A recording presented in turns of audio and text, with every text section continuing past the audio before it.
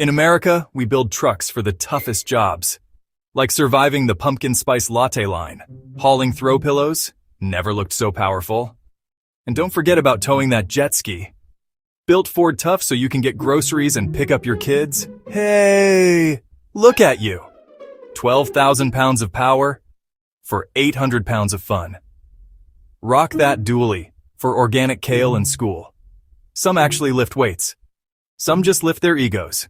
So remember, freedom isn't free. It's $950 a month. So yeah, trucks are for work. Everything else is just cosplay.